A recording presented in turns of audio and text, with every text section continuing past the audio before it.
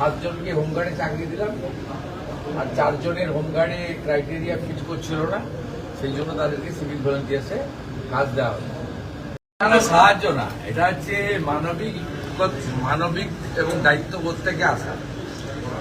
এরা আমাদের সহনাগরিক, পেটের টানে সিকিমে গেছিল ঝুঁকিপূর্ণ কাজ করতে, কারণ বাংলায় তো কাজ নেই। এখন আমরা এসেছি ধীরে ধীরে কাজ দেব এবং ফিরবে সবাই।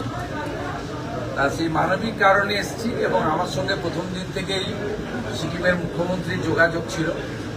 আমরা অতি দ্রুততার সঙ্গে রাজ্য সরকারের আপনার যে ট্রেন আছে তাতে প্রিন্সিপাল সেক্রেটারি ডিজাস্টার ম্যানেজমেন্ট, নাগরাকাটার এমএলএ এবং আমাদের এমওএস হোম অ্যান্ড হিল দ্রুত ওখানে পৌঁছে দিয়েছিলাম।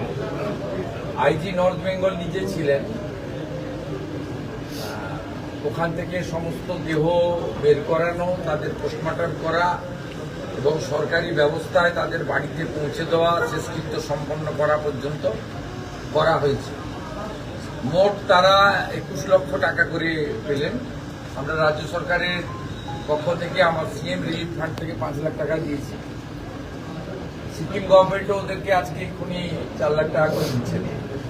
আর ওই কোম্পানি আমাদের রাষ্ট্রায়ত্ত কোম্পানি তারা দিচ্ছে 5 লাখ। আর যে প্যাটেল প্রাইভেট কোম্পানি যারা কাজের বরাত পেয়েছিলেন তারা 5 লাখ। আমাদের অনারেবল পিএম স্যার নিজে টুইট করেছেন এবং পিএম পিআর থেকেও 2 লাখ টাকা করে দিয়েছেন।